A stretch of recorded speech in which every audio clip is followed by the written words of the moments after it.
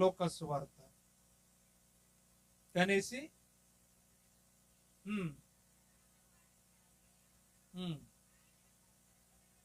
చాలు. ఏ గుడ్డ అంటే ఇది అంటే ఏంటి చెప్పండి? మీ పిల్లలకి మీరు చుట్టారా? మాట్లాడండి ఏదో ఒకటి. పొత్తుగుడ్డ అంటే ఏంటి? మీ పిల్లలకు మీరు చుట్టారా? టకటక చెప్తే నేను టకటక సమాధానం చెప్పి త్వరగా ముగిస్తాను. ఆ తర్వాత ఏదన్నా ఉంటే జరిపిస్తారు పెద్దలు కార్యక్రమం. పొత్తుగుడ్డ అంటే ఏంటి మీకు తెలిసిందేంటి చెప్పండి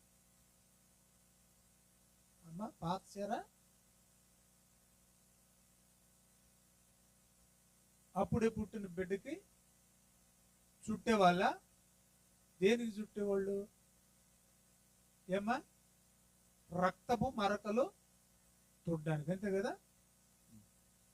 రైట్. పొత్తిగుడ్డ అంటే అప్పుడే పుట్టిన బిడ్డ యొక్క శరీరం మీదనున్న మస్టును తుడవడానికి వాడే మెత్తని గుడ్డ, అంతే కదా? ఇది ఎందుకు చెప్తున్నాడు ఇక్కడ, ఎందుకు రాయించాడు ఇక్కడ అంటే, గొర్రెల కాపరులు ఎవరిని పడితే వాళ్ళని చూసేసి ఈ బిడ్డే యేసు ప్రభు అయి ఉంటాడు, ఎందుకంటే అదే టైంలో పుట్టిన వాళ్ళు ఉంటారు కదా, అదే టైంలో పుట్టిన పసికందులు ఉంటారు కాబట్టి కన్ఫ్యూజ్ అవ్వకుండా అక్కడే రాశాడు. ఇదే మీకు అదే, అది మ్యాటర్. ఆనవాళ్ళు ఏంటంటే బాగా వినండి, బాగా వినండి. ఎందుకంటే బాగా వినండి అంటున్నాడంటే అక్కడ మ్యాటర్ ఉంది. అంటే మీరు ఇంతకు ముందు విననిది ఖచ్చితంగా ఉంటుంది అని దాని అర్థం. నేను ఎప్పుడైనా మీరు బాగా వినండి అన్నాను అనుకోండి, అయితే మీరు వినందే ఏదో వినబోతున్నారని అర్థం చేసుకోవాలి. అంటే పొత్తి గుడ్డలతో ఉంటారు. మీరు ఈ రోజు వెళ్ళినా, రేపు వెళ్ళినా, ఎల్లుండి వెళ్ళినా కూడా ఆ బిడ్డ దేంతో ఉంటాడు? ఆ పొత్తి గుడ్డల్లో ఉన్నాయనే పొత్తి గుడ్డలతో చుట్టబడి మీరెళ్ళేంత వరకు ఉండే ఆయన మాత్రమే రక్షకుడు. అర్థమైంది మీకు? ఆ పొత్తిగుడ్డ మనం ఎంతసేపు ఉంచుతాం మన బిడ్డకి? అదేంటమ్మా, చుట్టాలు వచ్చిందాక కూడా ఇంకా పొత్తిగుడ్డతో ఉంచుతాం ఏంటి? ఎంతసేపు ఉంచుతాం చెప్పండి? ఎంతసేపు ఉంచిది ఒక అరగంట, గంట, లేదంటే ఒక పూట తుడిసేసి దాన్ని ఎక్కడెక్కడ పడేస్తాం, అంతే కదా? రైట్. కానీ గొర్రెల కాపరులు వచ్చి చూసేంత వరకు కూడా ఏ బట్టతోనే చుట్టబడింది? అంటే వేరే బట్ట కూడా లేదు. అర్థమైంది మీకు? ఎందుకు లేదో, ఎందుకు లేక, ఎందుకు అంత దీన పరిస్థితిలో ఉందో రేపు రాత్రికి మాట్లాడతాను నేను. అమ్మా జాగ్రత్తగా వినాలి. ఇప్పుడు విషయం ఏంటంటే, ఆనవాళ్ళ కోసం గొర్రెల కాపరులతో చెప్పింది దేవదూత ఏమనంటే, మీరు వెళ్ళేంత వరకు కూడా ఏ బిడ్డ అయితే పొత్తుగుడ్డలతో చుట్టబడి ఉంటుందో, బట్ట మార్చకుండా అదే రక్తపు మరకలతో ఉన్న ఆ శిశువే ఇదిగో దావీదు పట్టణమందు నేడు రక్షకుడు మీ కొరకు పుట్టి ఉన్నాడు. ఆ చుట్టబడిన ఆయన ఎవరట? ప్రభువు అయిన, ఉందా మాట? ఎవరట ఆయన? ప్రభువు అయిన క్రీస్తు. పొత్తి గుడ్డలతో చుట్టబడి ఉన్నాయన ఎవరు? ప్రభు. పొత్తి గుడ్డలతో ఉన్నాయన ఎవరు? ప్రభు. ఈరోజు ఒక భయంకరమైన న్యూస్. జబల్పూర్, ఛత్తీస్గఢ్ ప్రాంతాల్లో తెలిసే ఉంటుంది, బెల్లాయి జబల్పూర్. విన్నారు ఎప్పుడైనా? సంఘంలోకి వెళ్ళేలాగా వాక్యం చెప్తున్న పాస్టర్ గారి దగ్గరికి బీజేపీకి సంబంధించిన కొంతమంది, వాడు అమరీష్ పూర్ కంటే కూడా దారుణంగా ఉన్నాడు. మరి వాడు ఎలా ఉన్నాడంటే, అమరీష్ పూరి అని ఒక విలన్ ఉండేవాడు, హిందీ యాక్టర్. వాడు మాట్లాడితేనే భయంకరంగా ఉంటది, ఆకారానికి ఇంకా భయంకరంగా ఉంటాడు. కానీ వీడు ఈ రోజు నేను చూసినోడు పాస్టర్ గారి మీద చెయ్యేసి వాడు బెదిరింపులు ఎలా ఉన్నాయంటే, కన్య అయిన మరి గురించి కానీ, ఆయన కట్టుకున్న బట్ట గురించి కానీ, ఆయన శిలువ మరణం పొందిన విధానం గురించి కానీ ఎలా మాట్లాడుతున్నాడంటే, చాలా అంటే క్షణక్షణం మారిపోతా ఉన్నాడు వాడు. ఎప్పుడు గుడ్లు పెద్దవి చేస్తున్నాడో తెలియట్లేదు, ఎప్పుడు పెద్దగా షౌట్ చేస్తున్నాడో తెలియట్లేదు, ఎప్పుడు దీనంగా మాట్లాడుతున్నాడో తెలియట్లేదు. అంతలా భయపెట్టేస్తున్నారు, అంత నీచంగా, అంత తక్కువగా మాట్లాడుతూ ఉన్నారు. అది ఇది కాదంటే చంపేస్తారు. అర్థం చేసుకోండి. అయితే అదంతా ఒక ఎత్తు అయితే మన ఆంధ్ర రాష్ట్రంలో ఒక ఎత్తు. ఒకటి ఏకంగా పుస్తకాలు రాసేస్తున్నాడు, ఒకటి ఏకంగా సినిమా తీసేస్తున్నాడు. ఏమని? బైబిల్ దేవుని నిజ స్వరూప స్వభావాలు. విన్నారా మీరు ఎప్పుడైనా? బైబిల్ దేవుని నిజ స్వరూప స్వభావాలు పేరు విన్నారు ఎప్పుడైనా మీరు? ఇంకా ఇంకా అలా ఉన్నారేంటమ్మా మీరు? నాకు అర్థం కావట్లేదు. The other side of Jesus అంటే దేవుని యొక్క మరొక కోణం. ఇది రాసింది ఎవరో కాదు, కరుణాకర సుగుణ. పిల్లలందరికీ తెలుసు, బాగా స్ప్రెడ్ అయిపోయింది. నేను చాలా చాలా కుదించి మాట్లాడుతున్నానండి. బైబిల్ దేవుని నిజ స్వరూప స్వభావాలు బైబిల్ తెలియని వాడికేం తెలుస్తుంది? నీకు అర్థమైందా? వాడు ఏమైనా విశ్వాస? పోని మారు మనసు పొందాడా? ఇంకొకటేమా బాప్తిస్మం తీసుకున్నాడా? ఎక్కడైనా బైబిల్ ట్రైనింగ్ అయ్యాడా? మరి బైబిల్ ట్రైనింగ్ అవన వాడికి బైబిల్ దేవుడి గురించి ఏం తెలుస్తుంది? అర్థమవుతుందండి నా భాష మీకు? బైబిల్ గురించి ఆడికి ఏం తెలుస్తుంది? ఆడు రాశాడు పుస్తకం. ఇప్పుడు నేను ఇవన్నీ ఎందుకు చెప్తున్నానంటే, సరే వాడు రాస్తే రాసేళ్ళే కానీ మీకు నమస్కారం. మీకు తెలుసా బైబిల్ దేవుని నిజ స్వరూప స్వభావాలు? మీకు తెలుసా? ఏం తెలుసు మీకు? ఆయన నిజ స్వరూపం ఏదో ఒకసారి మాకు చూపించండి, చూస్తాను నేను. ఇప్పుడు నేను ఒక అన్యుడిగా అడుగుతున్నాను, ఒక అన్యుడిగా మిమ్మల్ని అడుగుతున్నాను. తెలిసిన క్రైస్తవులారా, మీ దేవుడు నిజ స్వరూపం ఏంటి చూపించండి. ఏముంది? ఆయనకి గుడ్డ ముక్కే లేదు, ఆయనకే లేదు గుడ్డ ముక్క. ఆయనకే సరైన మంచం లేక తొట్లు ఇట్టారు. ఆయన అన్నాడు, నాకు ఉండటానికి గూడు లేదురా, తినటానికి కూడు లేదురా అని అన్నాడా లేదా? ఏమన్నాడు? నక్కలకు బొరీలు ఉన్నాయి, ఆకాశ పక్షులకు గూళ్ళు ఉన్నాయి, కానీ నాకు తలవాల్చడానికి ఆ దిక్కుమాలనోడు దేవుడు అంటారేంటి మీరు? అర్థమవుతుంది మీకు? ఈ విధంగా ప్రతి వాడు కూడా యేసు ప్రభు శరీరధారిగా ఈ లోకానికి వచ్చింది చూసి మాత్రమే మాట్లాడుతున్నారు. బాగా నోటీస్ చేయాల ఈ పాయింట్. ఇక్కడ నుంచి నేను స్టెప్ మారిపోతున్నాను. ఇంతకాలం ఇన్నాళ్లుగా యేసు ప్రభువుని ఎందుకు అలా తోలనాడుతున్నారంటే, నాడు నేడు ఎప్పుడైనా కూడా ఆయన శరీర అవతారాన్ని చూసి శరీరధారిగా ఈ లోకంలో బ్రతికిన విధానాన్ని చూసి యేసు ప్రభుని ఏమనుకుంటున్నారు? చాలా చిన్న. వాస్తవానికి యేసు ప్రభు నిజ స్వరూపం అది కాదు. స్వభావం మారలేదు సుమి, వింటున్నారా?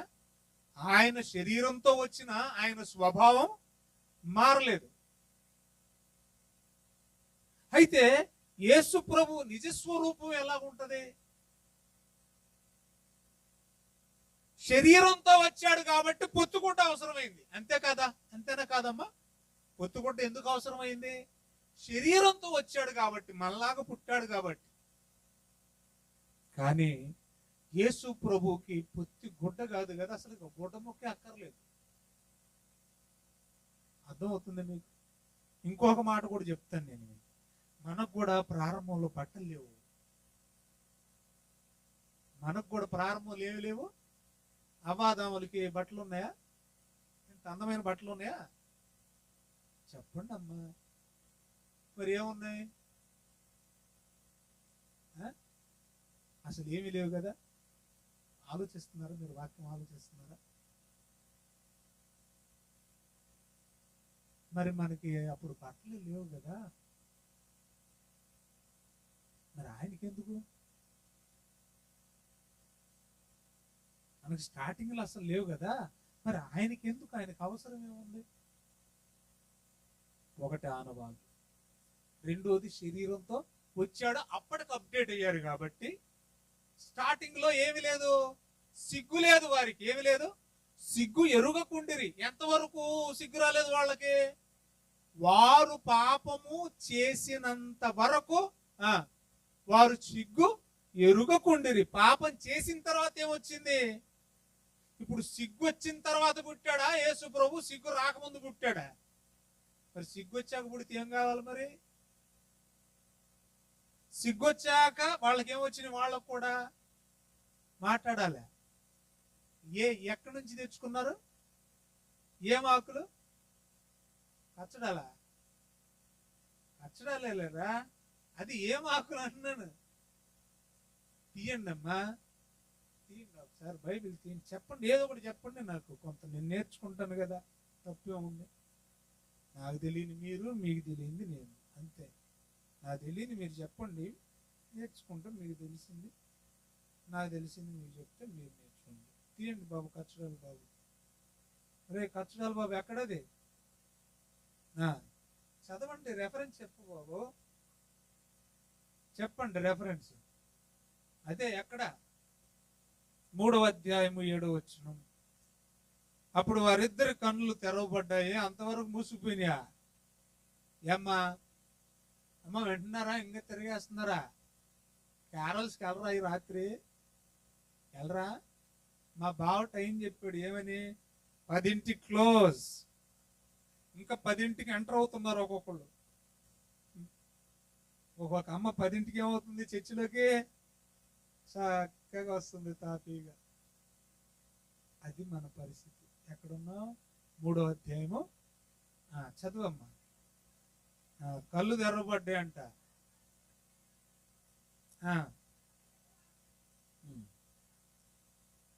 ఎంతసేపు ఉంటాయి? అప్పుడు సిగ్గొచ్చాకేనా ఇక ఈ ఆకులు కుట్టుకునేది? చూస్తున్నారా నా వైపు? ఏటమ్మా ఒకరు చూసుకుని నవ్వుకుంటున్నారా? సిగ్గొచ్చిన తర్వాతేనా ఆకులు అడ్డంగా కట్టుకున్నారా? ఏం ఆకులు అయ్యి అంటే ఎంతెంత ఎడలుపు ఉంటాయి ఏటవి? ఏమా చూశారు ఎప్పుడైనా అంజూరపు ఆకులు? చూడలేదా? అంజూరం వాళ్ళన్నా తిన్నరా అంజూరాలు? సరే, ఇది ఎంత ఎంత ఉంటే ఎంతే. అంజూరపు పళ్ళు. నేను పళ్ళు కాదు, ఆకుల గురించి మాట్లాడు. ఇంతెంత ఉంటాయి ఆకులు. ఇప్పుడు మొలక చుట్టూ కట్టుకోవాలంటే ఎన్ని ఆకులు కుట్టాలలో? ఏమని ఉంది అక్కడ? అంజూరపు ఆకులను కుట్టి. ఇప్పుడు స్టిచ్చింగ్ ఎవరు నేర్పించారు వాళ్ళకి? ఏటమ్మా మనం బైబిల్ ఏం చేస్తామంటే న్యూస్ పేపర్ కంటే స్పీడ్గా చదువుకుంటూ వెళ్ళిపోతాం అంతే. కాబట్టి మనకేం అర్థం అవదు. నేను ఎందుకు ఆగండి ఆలోచించండి ఎందుకు చెప్తానంటే, వాళ్ళకి ముందు ఎవరు లేరు. మరి వాళ్ళిద్దరు ఏం చేసుకున్నారు? మూడు పిల్లలు ఎదురు బదురు కూర్చొని ఆకులు తెచ్చుకున్నారు, ఎదరేసుకున్నారు. ఏం చేశారు? ఇక ఇప్పుడు సూదులు తయారు చేయబడలేదు అప్పటికి. మనం గుట్టుకునే సూదులు లేవు అప్పుడు. మరి ఏ రూపాయనో మొత్తానికి ఏం చేశారు? అప్పుడు వాళ్ళకున్న తెలివితో కుట్టుకున్నారు. ఎలా కుట్టుకుని ఉంటారు మీకు తెలుసో లేదో నాకు తెలియదు. చెప్పులు కుట్టే వాళ్ళు బాగా తెలుస్తుంది, నేను కుడతాను. అర్థమైందా?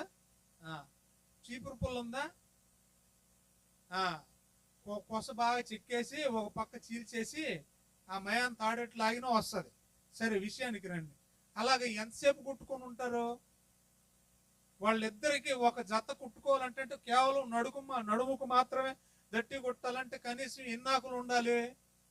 కనీసం 150 నుంచి 200 ఆకులు అనుకుందామండి. 150 నుండి 200 ఆకులు కుట్టాలంటే దట్టిగా ఎంత టైం పెట్టి ఉంటుంది అప్పట్లో? ఇద్దరికి మొగుడు పిల్లలు కుట్టుకోవడానికి ఎన్ని రోజులు పెట్టి ఉంటుంది? కుట్టుకునే లోపు ఎండిపోయి కట్టుకోవడానికి మునిగొస్తాయా?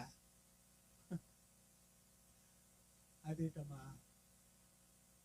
వీళ్ళు కుట్టేలోపు ఏమైపోతాయి? ఎండిపోయాయి. ఇంక కట్టుకుంటే ఎక్కడ నిలబడతాయి?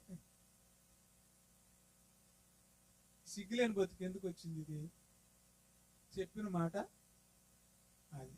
ఇప్పుడు మీరు వింటారా? వినరా? వినకపోతే అలాగే అయిపోతారు. వినండి.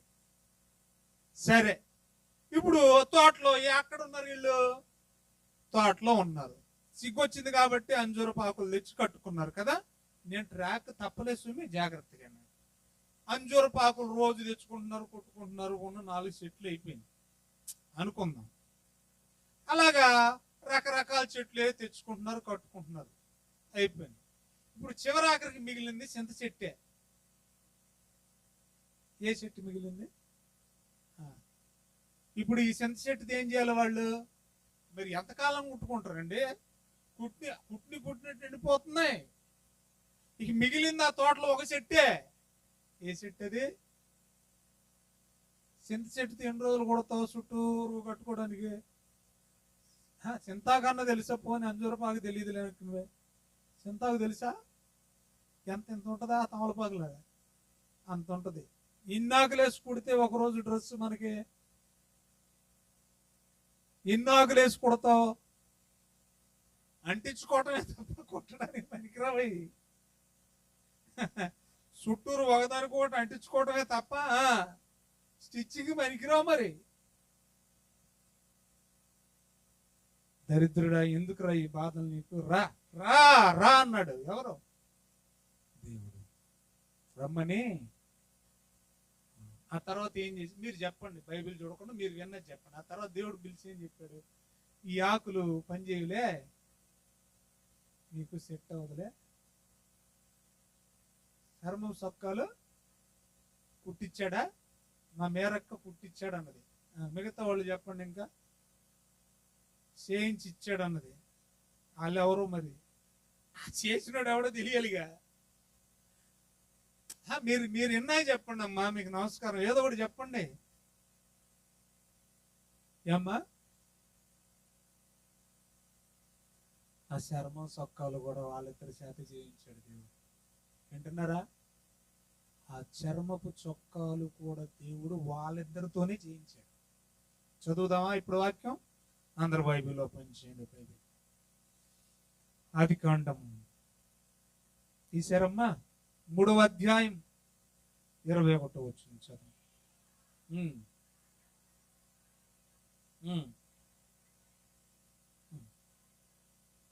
చేయించి మళ్ళీ చదవండి, ఏమనుంది అక్కడ? చొక్కాయిలను చేయించి. ఎవరితో చేయించాడు? వాళ్ళతోనే. అంతకు ముందు ఆ తర్వాత ఎవరున్నారు? టైలర్లు. వాళ్ళే. వాళ్ళతోనే ఏం చేయించాడు? అయ్యి పుట్టేలోపు ఎండిపోతున్నాయి రా, మీరు అడ్డం పెట్టుకోవడానికి ఏమి లేదు, అది జరగని పని రా అని వాళ్ళతోనే ఏం చేశాడు? ఎక్కడ తెచ్చాడండి ఆ చర్మం? ఎవరు తెచ్చారండి చర్మం? చర్మం రావాలంటే ఏం చేసి ఉండాలండి ఆదాము? అర్థం అవుతుందండి నా భాష? నన్ను అర్థం చేసుకోవడానికి ప్రయత్నించాను.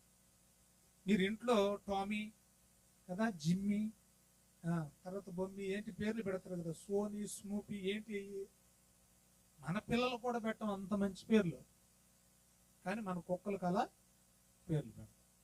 దాన్ని ఎంత అల్లారు ముద్దుగా మనం పెంచుకుంటామంటే అంత అల్లారు ముద్దుగా పెంచుకుంటాం. అయితే సడన్ గా మరి మన వెనకాల తోక ఒప్పుకుంటూ తిరుగుద్ది కదా. బ్యాటరీ అయిపోయిందని నెక్స్ట్ చూడండి. మనం సడన్ గా ఏం చేస్తామంటే వెళతా ఆదర ఊరికి వెళ్తా ఉన్నాం, డోర్ వేసి, అప్పుడు దాని మెడ గుమ్మానికి డోరుకు మేయాన్ని బడి కట్ అయిపోయింది.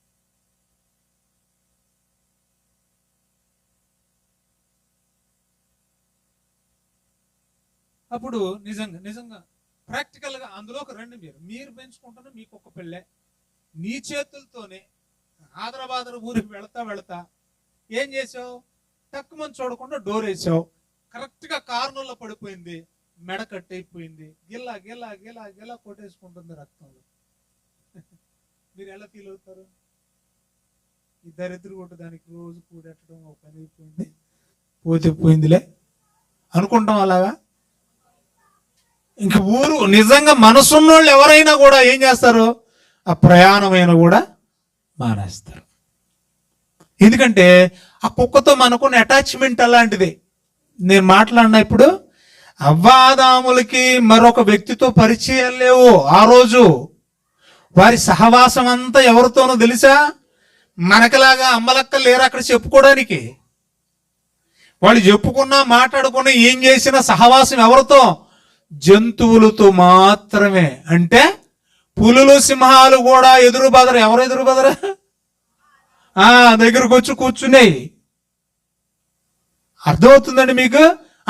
అంత స్నేహంగా ఉన్న ఆదాము సడన్ గా అంత ప్రేమగా దగ్గరగా కలిసి ఉన్న ఒక జంతువుని చేతులారా చంపాలంటే ఎంత మనసు చంపుకొని ఉంటాడు, ఎంత ఏడ్చి ఉంటాడు చెప్పండి.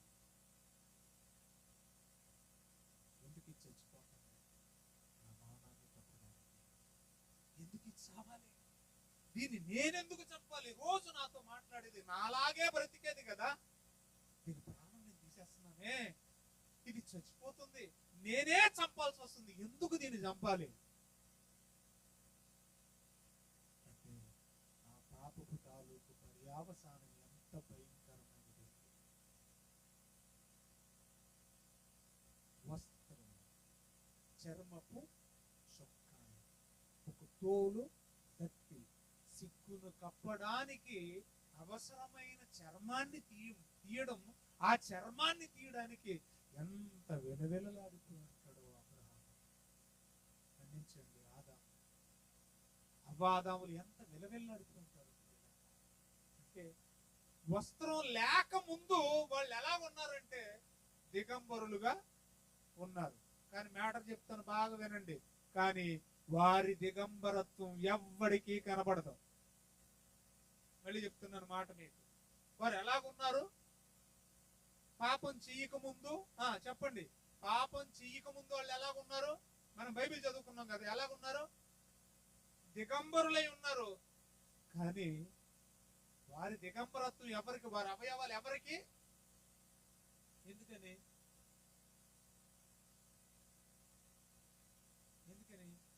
ఎందుకంటే వారు అంతవరకు దేవునిలో దేవునితో ఉన్నారు గనుక వారు దిగంబరులుగా ఉన్నట్టు వారికి కూడా. అర్థమైంది నా భాష మీకు? మళ్ళీ చెప్తాను. ఇప్పుడు బల్బ్ వెలుగుతుంది కదా, వెలుగుతుందా బల్బు? బల్బ్ వెలుగుతుందా? ఈ బల్బు దాని లోపల ఏమైనా ఉంటుందా? లోపల చుట్టూరు వెలుగే కనపడుతుంది, లోపల ఏమైనా ఉంటుందా మనకి? ఆ లోపల ఉన్నది కనపడదు ఏంటి మనకి? ఏమ్మా, మీకు అర్థమైంది నా భాష? ఈ బల్బు వెలిగేది మాత్రమే కనపడుతుంది మనకి కదా. అంటే దాన్ని వెలిగించేది లోపల ఒకటి ఉంది కదా. ఈ వెలుగు దెబ్బకి ఆ లోపల వెలిగించేది ఏమైనా కనపడుతుంది మీకు? ఏమ్మా, కనపడలేదు కదా. నాన్న ఈ కట్టి అంటే వెలిగించేది ఒకటి ఉంది కాబట్టి మీరు కూడా గమనించండి. ఇప్పుడు కొవ్వొత్తి వెలిగించారు అనుకోండి, వెలుగుతా ఉంటది. వెలుగులో లోపల ఒత్తి ఏమైనా కనపడుతుంది మీకు? ఎందుకని? చుట్టూ ఏముంది? వెలుగుంది కనుక లోపల ఉన్న ఒత్తి. నేను మీకు అర్థం కావడానికి చెప్పిన ఎగ్జాంపుల్. అలాగే పాపము చేయకముందు అవ్వాదాము చుట్టూ ఏముందో తెలుసా? ఏముంది? ఇప్పుడు వస్త్రం లాగా ఏముంది వాళ్ళకి? వస్త్రం లాగేముంది వాళ్ళకి? ఒత్తుల్లాగా ఎవరున్నారు? వారున్నారు. వారి సిగ్గు కనబడకుండా చుట్టూ ఏముంది? వెలుగు. ఎలాగుంది? వస్త్రములాగా. అంటే దాన్నే మహిమ అంటాం. వెలుగునేమంటాం మనం? మహిమ. అంటే మహిమ వారికి వస్త్రం లాగా ఉంది, దేవుని సన్నిధి వారికి వస్త్రం లాగా ఉంది, దేవుని వెలుగు వారికి వస్త్రం లాగా ఉంది కనుక వారికి సిగ్గు. తప్పు చేశారు గనుక శరీర సంబంధమైన సిగ్గు వచ్చింది. మనం దిగంబరులం అన్న సంగతి అప్పుడు వారికి. ఇప్పుడు నేను డైరెక్ట్ గా విషయంలోకి వెళ్ళిపోతున్నాను. యేసు ప్రభు కూడా ఎందుకు ఈ లోకానికి శరీరాన్ని ధరించుకుని వచ్చాడు? ఎందుకు పొత్తుగుడ్డలతో చుట్టబడ్డాడు? అంత దేని అవస్థకు గల కారణం ఏంటి? అసలు యేసు ప్రభు అంటేనే ఇంకా బాలుడిగా చూద్దామా మనం? యేసు ప్రభు అంటే ఇంకా పొత్తుగుడ్డల్లోనే పెట్టబడిన వాడిగానే చూద్దామా మనం? యేసు ప్రభు అంటే ఇంకా ఈ శరీర సంబంధమైన బట్టలు దొడుక్కున్నట్టే చూద్దామా ఆయన మనం? ఇప్పుడు విషయం చెప్తా. అసలు యేసు ప్రభు ఈ లోకానికి రాకముందు, ఈ లోకానికి వచ్చి వెళ్ళిపోయిన తర్వాత ఆయన నిజ స్వరూపం. వచ్చిన నిజ స్వరూపమే తెలుసు మనందరికీ. ఆ రాసిన మూర్ఖుడు కూడా అదే తెలుసు. ఏం తెలుసు ఆడికి? ఏం తెలుసండి? శరీరధారిగా వచ్చిన నిజ స్వరూపం మాత్రమే తెలుసు. కానీ అది ఆయన నిజ స్వరూపం కాదు. బైబిల్ దేవుని నిజ స్వరూపం ఎలాగుంటుందో ఇప్పుడు చూపిస్తాను నేను. చూద్దాం ఒకసారి. బైబిల్లో యేసు ప్రభువుని పొత్తుగుడ్డలో మీరు చూసారా లేదా? 2వ అధ్యాయంలో. రైట్.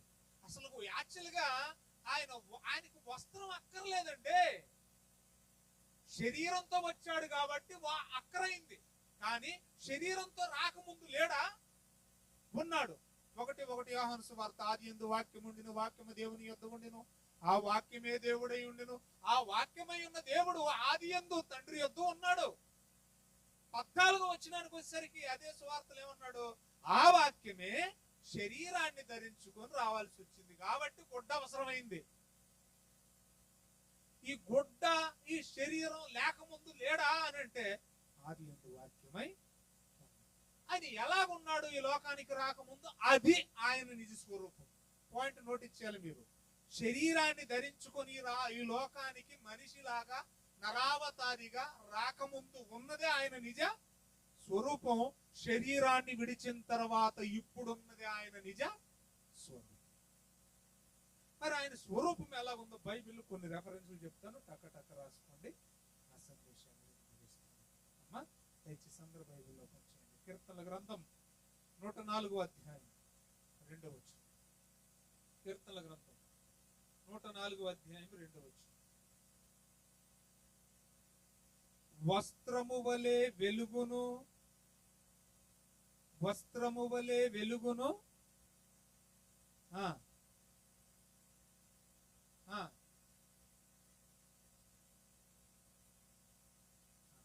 ఏమనుంది? ఫస్ట్ లైన్ ఏముంది? రివర్సల్ చదవండి. ఎవరు?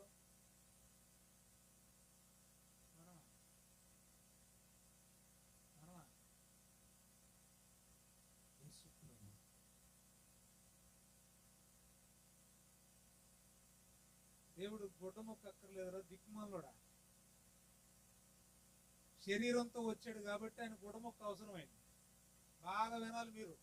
ఒరిజినల్ గా శరీరంతో రాకపోతే ఆయనకు గుడ్డ మొక్కతో పని లేదు. ఎందుకో తెలుసా? ఆయన వస్త్రం ఏంటంటే ఇప్పుడే కదా మీరు చదివారు, వెలుగే ఆయన వస్త్రం. వెలుగును వస్త్రముగా ఆయన ధరించుకొని ఉన్నాడు, కప్పుకొని ఉన్నాడంటే ఆయన చుట్టూ ఏముంది? వెలుగు. చూడగలవా వెలుగుని?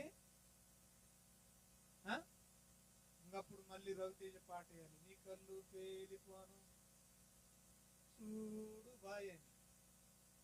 నిజం అలాగైంది. ఎవరికైంది? పౌలు గారు వెళ్తున్నాడు అంటే దమస్కు మార్గంలో డబ్బు అనుకుంటా. దేని మీద? సగం దూరం వెళ్ళాడు, దగ్గరికి వెళ్ళాడు. ఆ తర్వాత ఏమయ్యాడు? డబ్బును పడిపోయాడంట. చూశాడు, ఒకేసారి చూశాడు అంతే. మొత్తానికి కళ్ళు పోయి పట్టా కూడా కొవ్వు దక్కలేదు. మరి ఎవడరాను అని అడుగుతున్నాడు. నీవు హింసించుచున్న యేసుని. అప్పుడు యేసు అనే పదం వినబడేసరికి ప్రభువా ఎల్లు కింద నడబడిన వీధిలో అననీయ అనేటువంటి ఎవరున్నారు? ప్రవక్త ఉన్నాడు. ఆయన దగ్గరికి వెళ్ళి ప్రార్థన చేయించుకో, కళ్ళు వస్తాయి. చూస్తేనే కళ్ళు పోతాయి. పౌలు చూశాడు, ఏమైనాయి చెప్పండి అమ్మా. అంటే ఎంత వెలుగై కళ్ళు పోయి ఎంత వెలుగు. ఇదే తట్టుకోలేక ఆపేనా ఆయన అన్నాను. ఇది మనం తయారు చేసుకున్న బల్బు. మరి దేవుడు ఆయన వస్త్రమే ఏంటంట? వెలుగు. ఆ వెలుగు ఎంత వెలుగు? సమీపింపరాని తేజస్సు, అంత వెలుగు. ఒరే దౌర్భాగ్యుడా, యేసు ప్రభు నిజ స్వరూపం చూడు అని చెప్పాలి ఈ మూర్ఖులకి.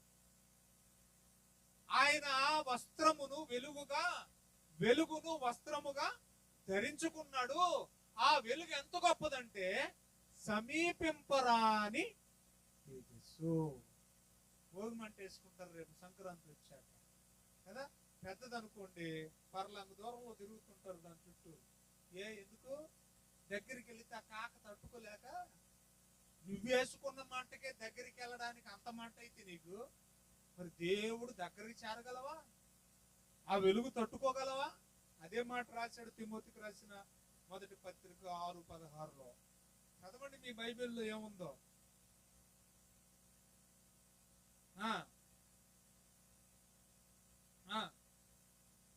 ఉన్నాడు. ఎందుకని? అదే అమ్మయ్యా, ఎందుకని అలాగా? చూడొచ్చు కదమ్మా, చూడొచ్చుగా. చూడలేదు. వింటున్నారా? నా భాష అర్థమవుతుంది మీకు? ఉదయ శుద్ధి గలవారు ధన్యులు, వారు దేవుని చూస్తారనండి. హృదయ శుద్ధి గలవారు చూస్తారు. నువ్వు ఎంత హృదయ శుద్ధిగా ఉన్నా ఈ లోకంలో ఈ శరీరంతో మాత్రం ఆయన్ని, అది మ్యాటర్. సింపుల్గా చెప్పేసి, ఈ శరీరంతో ఈ కళ్ళతో ఆయన చూస్తే మీకు సుగ్గు నాకు అర్థమైనట్టే, లలిత్ అన్నయ్యకి అర్థమైనట్టే, పిలక మామ రాధా మనోహర్ దాసుకు అర్థమైనట్టే, ఆ పందికొక్కు అమరా ప్రసాద్ గారికి అర్థమైనట్టే అవుతారు మీకు కూడా. కాబట్టి ఈ పంది శరీరంతో చూడకండి. అర్థమవుతుందా?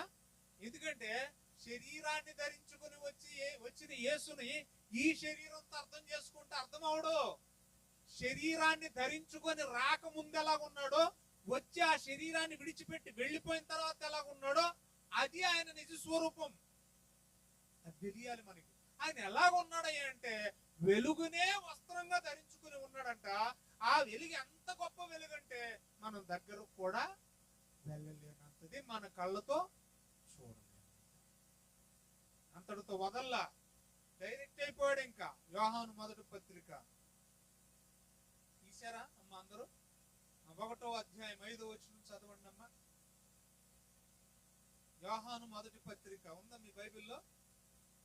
నాలికి ఉమ్మి రాసేసి తెగ తిప్పేస్తున్నారు బైబిల్. రాయకండలో ఉమ్మి రాసి తిప్పకండి బైబిల్. ఏటమ్మా? ఎవరు అంటున్నారు? ఈయన ఎవరైనా? యేసుక్రీస్తుకు ప్రియమైన శిష్యుడు. యోహాను గారేనా ఇది రాసింది? ఆయన ప్రియమైన శిష్యుడు అంటే పోనీ ఆయన ఏమైనా అబద్ధం చెప్తాడా? చాలా దగ్గరగా ఉన్నవాడు యేసు ప్రభుకి. ఆయన రాస్తున్నాడు. రాస్తూ ఏమని చెప్తున్నాడు చూడండి. మేము ఆయన వలన వినున్నది ఏమనగా, అదేంటి? ఆయన ఎంత చీకటి ఎంత మాత్రము ఏం అనిపించట్లేదండి మీకు? అలా ఉన్నారు, నిద్రపోయే వాళ్ళు నిద్రపోయినారు, వినేవాళ్ళు ఈ పోనీ వినే వాళ్ళకి ఏమనిపించట్లేదా? ఆదమరిసి ఉన్నారు, ఎటు సాగనిపోయినా ఏమని ఉంది అక్కడ? దేవుడు వెలుగై ఉన్నాడు. చాలమ్మా. అంటే ఇంతవరకు ఏం చదువుకున్నాం మనం? వస్త్రాన్నే వెలుగుగా లేదా వెలుగునే వస్త్రంగా కప్పుకొని ఉన్నట్టు కనబడతారా? అలా కనబడేది నువ్వు చూడలేవరా అన్నాడు. ఫైనల్కి వచ్చేసరికి ఏమన్నాడు? అసలు దేవుడే.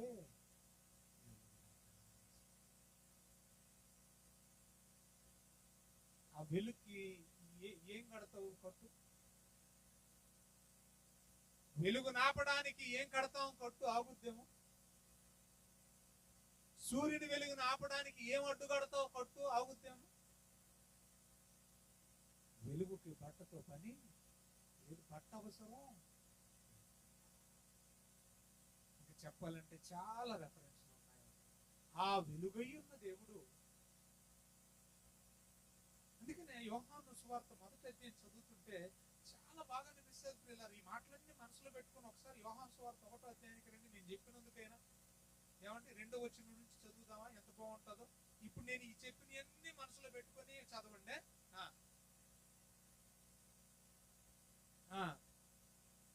ఇదంతా ఎవరి గురించి రాయబడుతుంది? యేసు ప్రభు గురించి. కలిగి ఉన్నది ఏది ఆయన లేకుండా?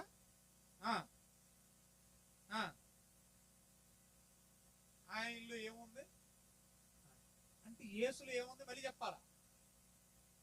ఆ జీవం ఏం చేస్తుందట?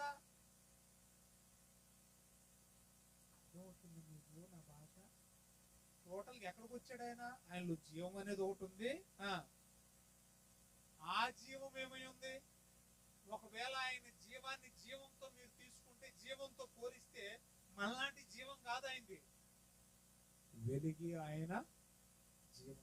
ఆయనే వెలుగన్నాడు కదా, ఆయనే వెలుగన్నాడు. ఆయనలో ఒకవేళ జీవం ఉంది, మనలాంటి జీవం ఉంది అనుకుంటే, జీవం ఏంటంట? ఆ వెలుగే జీవం. ఎంత బాగా రాశారు చూడండి. ఇంకా కంటిన్యూ చేయాలి ఆకూడదు, మీరు ఎప్పుడు చదివేసేదే కదా అనుకోకూడదు, చదవాలి మీరు. ఆ వెలుగు చీకట్లో ఆగండి. ఇప్పుడు ఆ వెలుగు ఎలా వచ్చింది లోకానికి? 14 వచ్చింది చదవండి. శరీరధారి అయి. బాగా వినండి, ఇలా చూడండి. శరీరాన్ని ధరించక ముందు ఆయన ఏమై ఉన్నాడని చదువుకున్నాం? ఆయన పేరు వాక్యం, కానీ ఉండడం ఎలా ఉన్నాడు? వెలుగుగా ఉన్నాడు. ఇంతవరకు నేను మొత్తుకుంది అదేగా. మొత్తుకున్నాను, మొత్తుకోలేదు. పేరు చెప్పకండి మీరు.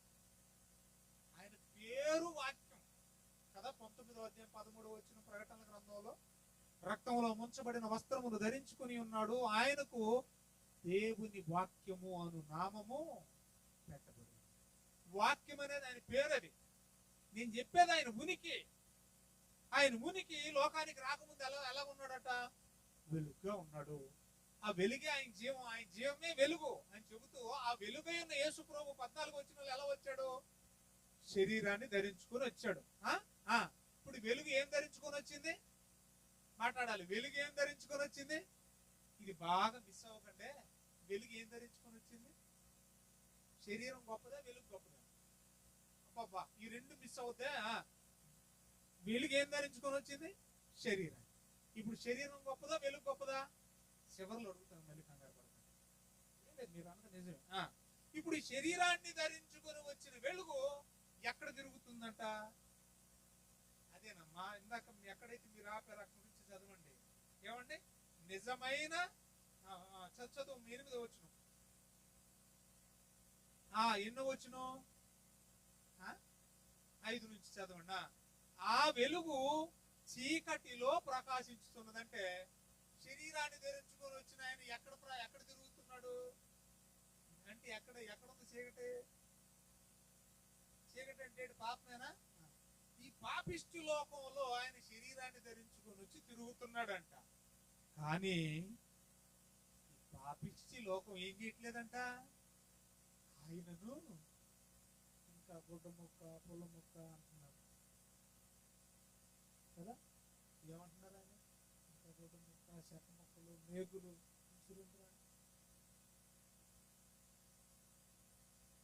ఇంకా ఏం చేయలేకపోతున్నారు? ఇంకా తిరుగుతా ఉన్నాడు ఆయన మన మధ్యలో వెలుగుగా. కానీ లోకం ఆయనను గ్రహించడం. ఇంకా చెప్పాలంటే చాలా ఉందండి. బాప్తిస్మ ఇచ్చే యోహాను గురించి మాట్లాడుతూ అంటూ ఉంటారు చూడండి. ఏమంటే 8వ వచనం, అతడు ఆ వెలుగై ఉండలేదంటే, అతడంటే ఎవరిక్కడ? బాప్తిస్మ ఇచ్చే యోహాను. ఆ వెలుగై ఉండలేదంటే ఏ వెలుగు? యేసు ప్రభు అనే వెలుగై ఉండలేదు. యేసు ప్రభు వెలుగు, యోహాను కాదు. ఆయన ఆ వెలుగై ఉండలేదు. ఎందుకంటే ఆ వెలుగును గురించి సాక్ష్యం ఇచ్చడానికి వచ్చిన వాడు ఎవరు? యోహాను గారు. అంటే వెలుగు అంటే ఎవరు అక్కడ? అది యేసు ప్రభు ఎవరని చెప్తున్నాడు ఇక్కడ. అందుకని నేను 1వ అధ్యాయము యోహాను సువార్త మీద చదవండి. నేను ఎందుకు అంటున్నానంటే, స్టార్టింగ్ నుంచి 13వ వచనం వరకు వెలుగు వెలుగు వెలుగు వెలుగు వెలుగు అనేసి ఏమన్నాడు అక్కడికి వచ్చేసరికి? ఆ వెలుగే కృపాసక్తి సంపూర్ణుడుగా వాక్యం అనే నామకరణంతో శరీరాన్ని ధరించుకుని మన మధ్య నివాసం. బాగుంది కదా? రైట్. టోటల్ గా ఆయన ఎవరంటే వెలుగు ఉంది కదా. ఏమన్నాడు ఇంకా చూడండి. నిజమైన వెలుగుండెను, అది లోకములోనికి వచ్చు ప్రతి మనిషిని వెలిగించుచున్నది. అక్కడి నుంచి చూడండి. ఆయన లోకములో ఉండెను. ఎలా ఉన్నాడు? ఏమండి? వెలుగు. ఎవరికి వెలుగు? ఎరిగినోడికి వెలుగు, అంతే కదండి. ఎరగనోడికి ఉన్మాదం. అందుకనే వ్రాయబడింది, సిలువను గూర్చిన వార్త నశించుచున్న వాడికి ఎలా ఉంటది? ఇది గొడ్డు మొక్కలాగే ఉంటాడు. కానీ రక్షించబడే పాపికి అది దేవుని శక్తి, వెలుగు. అందుకన్నాడు చూడండి అక్కడ, ఆయన లోకంలో ఉన్నాడు. లోకము ఆయన మూలంగానే కలిగింది. ఆఖరికి బూతులాడే వాళ్ళు కూడా ఆయన సెలవు లేకుండా పుట్టరు కదా. కానీ జన్మకు విలువ తెలియక, జన్మకు కారణం తెలియకుండా ఆ దేవుణ్ణి ఏం చేస్తున్నారంట వాళ్ళు? తెలుసుకోవట్లేదు. లోకమాయన్ని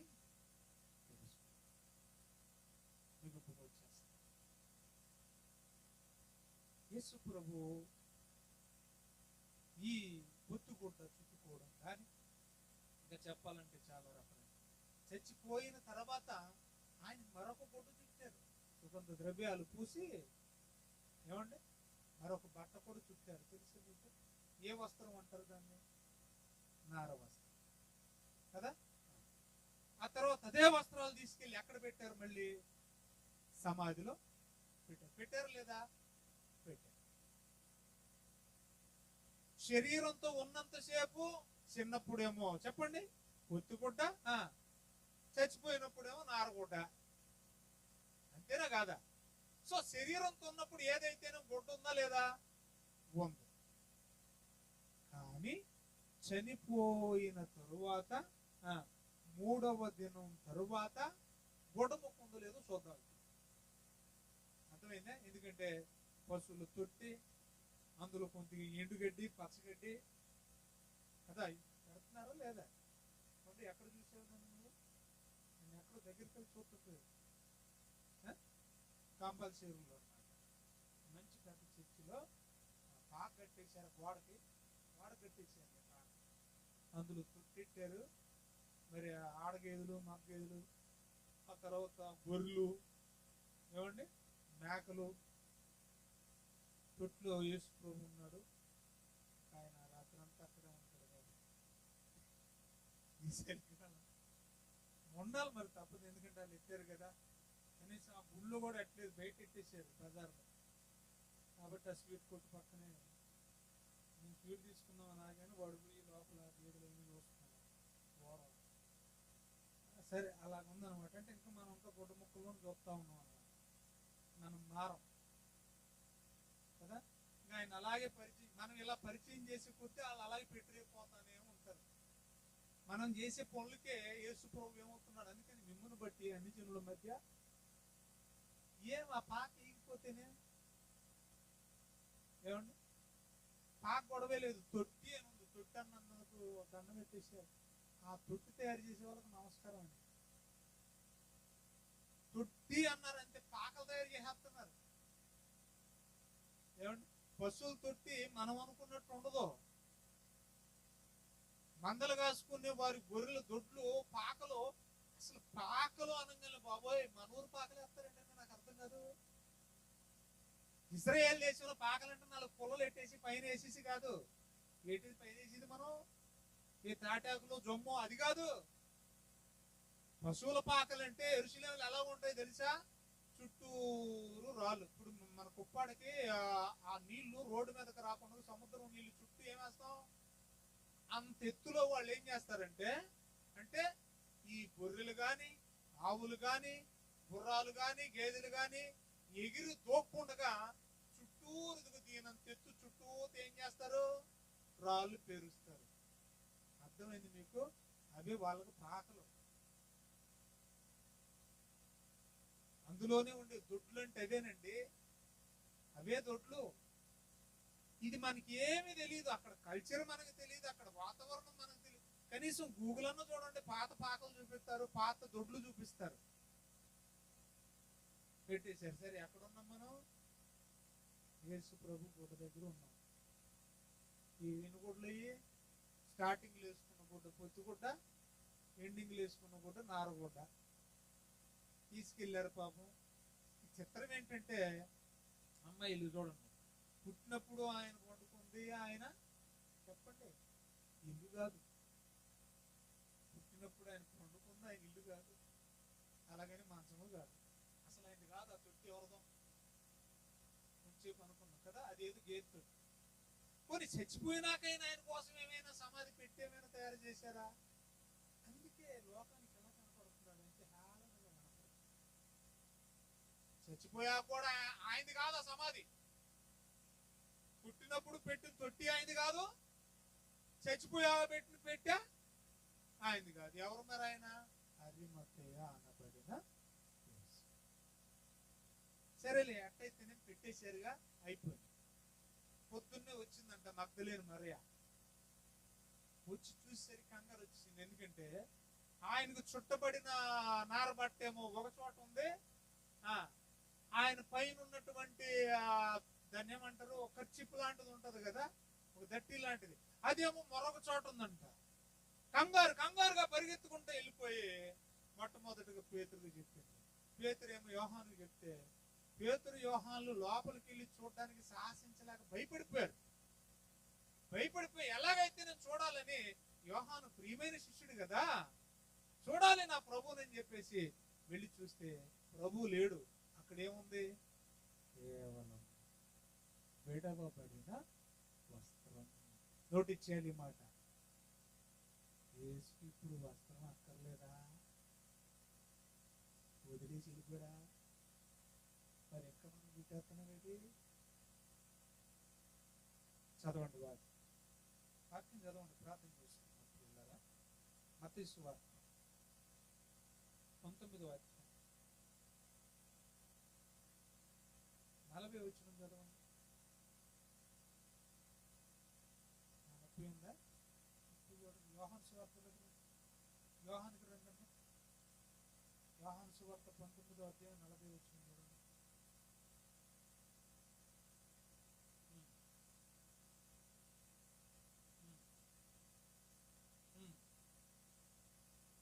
దేని చుట్టారు? శరీరానికేనా? చుట్టూ తీసుకెళ్ళి ఎక్కడ పెట్టారు? సమాధిలో పెట్టారు, అంతే కదా, పెట్టారు. ఆ తర్వాత ఏం జరిగిందో చూద్దాం. జాగ్రత్తగా నోటీస్ చేయండి, దయచేసి జాగ్రత్తగా చూడండి. 20వ అధ్యాయం మొదటి నుంచి నేను చదువుతాను, వినండి. ఆదివారం ఇంకా చీకటిగా ఉంది.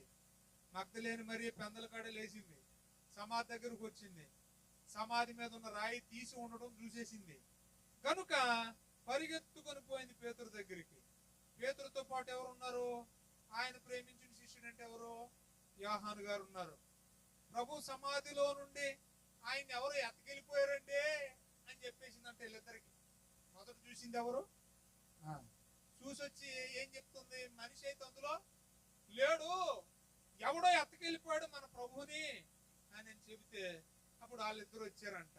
3వ వచనంలో సమాధి దగ్గరకు వచ్చారు. 4వ వచనం, వారిద్దరును కూడి పరిగెత్తుచుండగా ఆ శిష్యుడు పేతురు కంటే త్వరగా ఏ శిష్యుడు?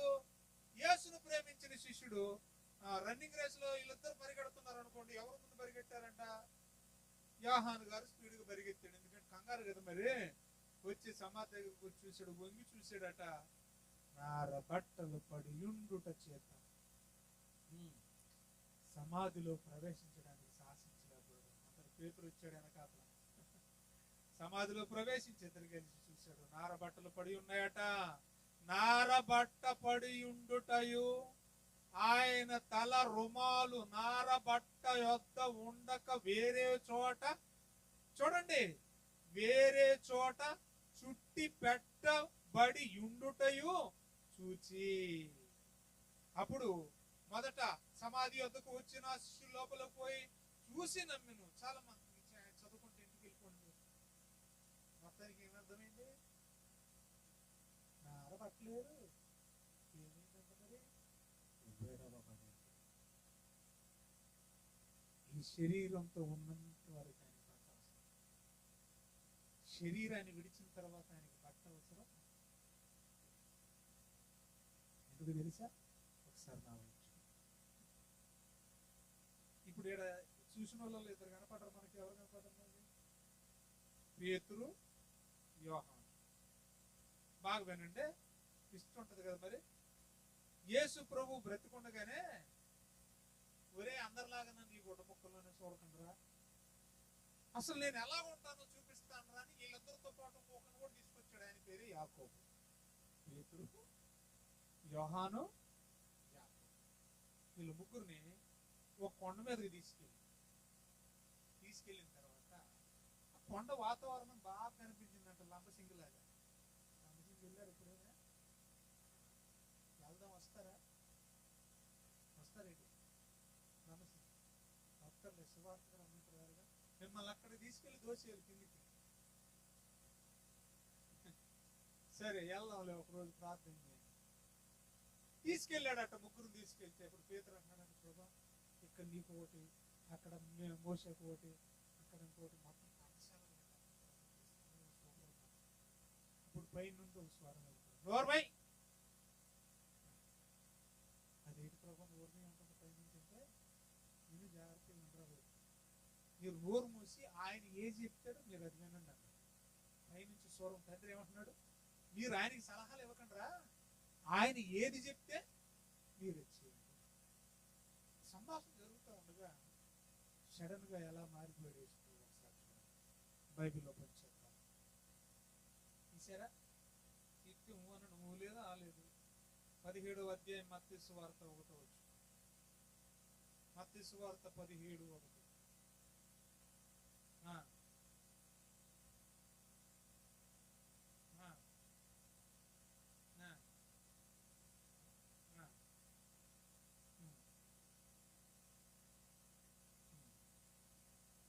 బాగా ఇంకా అక్కడ నుంచి చూడాలి.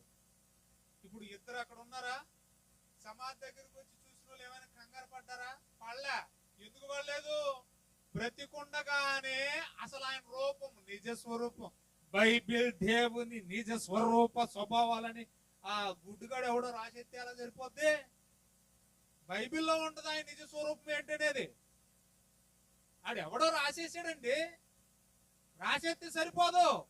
ఉత్తినే శిష్యులు పేకలు ఇచ్చేలా ఉత్తినే వాడు చూశారు. బ్రతికుండగా, శరీరంతో ఉండగా, బట్టతో ఉండగానే ఆయన నిజ స్వరూపాన్ని చూశారు. కాబట్టి అదే యోహాను తన పత్రికల్లో రాస్తూ, యోహాను మొదటి పత్రిక 1వ అధ్యాయం మనం చదువుతుంటే, కన్న వాటిని విన్న వాటిని మేము చెప్పకుండా ఉండలేము. అదే 1:5 రాశాడేమో తెలుసా? ఒరే దౌర్భాగ్యుడా, దేవుడు అంటేనే వెలుగురా అన్నాడు. ఇందాక చదువుకున్నాం మనం, దేవుడు వెలుగై. ఎందుకు రాశాడు ఆయన అలాగా? కల్లారా బతికుండగానే చూశాడు. చూడండి రూపాంతర కొండ మీద ఏం జరుగుతుందో ప్రియులారా. ఆయన ముఖం, అది ఆయన నిజ స్వరూపం. చూస్తావా? చూస్తావా దేవుణ్ణి? చూడగలవా దేవుణ్ణి? నీ వల్ల వద్ద సూర్యుని తీక్షణంగా ఒక 5 నిమిషాలు చూడండి, కళ్ళు పనిచేస్తాయేమో మధ్యాహ్నం. బ్రతికుండగానే చూశారు. ఆయన ముఖాన్ని చూశారంట. చదువక్క. ఆయన ముఖము, మళ్ళీ చదవాలి. ఆయన ముఖము సూర్యుని వలె ప్రకాశిస్తూ ఉందట. మనం ఆదివారం కూడా మాట్లాడుకున్నావా? ఏం మాట్లాడుకున్నాము? ప్రకటనల గ్రంథం 1వ అధ్యాయంలో ఇదే ఉంది. అక్కడ ఇదే ఉంది కదా. ఆయన చూసినా ఇదే ఉంది, ముగ్గురు కలిసి చూసినా ఇదే ఉంది. ఇంతవరకు వస్త్రాల గురించి ఏం మాట్లాడుకున్నాం మనం?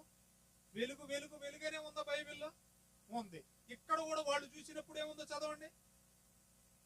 ఆయన వస్త్రములు వెలుగు వలె తెల్లగా ఉన్నాయి. ఇదిగో మోషేయు, ఏలియాయు. ఏమర్థం అవుతుంది మరి? మోషే ఏ బట్టలు వేసుకున్నాడు? ఏలియా ఏ బట్టలు వేసుకున్నాడు? వారికి వస్త్రములతో కానీ. ఎందుకని? వారు వెలుగుతో ఉన్నారు, వారు వెలుగులో ఉన్నారు. ఆ వెలుగు ప్రభువైన యేసు. నా పాయింట్ అన్నది, వెలుగైన యేసు ప్రభు శరీరాన్ని ధరించుకుని ఈ వస్త్రాలు ఎందుకు ధరించుకున్నాడు? పొత్తుగుడ్డలు. కనీసం ఆ బుడ్డ తీసి గుడ్డ మార్చే దిక్కు కూడా లేని, లేదంటే అంత స్థితి కూడా లేని ఆ కుటుంబంలో ఆ మరీ గర్భాన ఎందుకు పుట్టాడు అదంటే, కనిపించే వస్త్రాలతో ఆయన ఎందుకు ఈ లోకానికి వచ్చాడంటే, కనిపించని వస్త్రాలు ఇవ్వడానికి వచ్చాడు.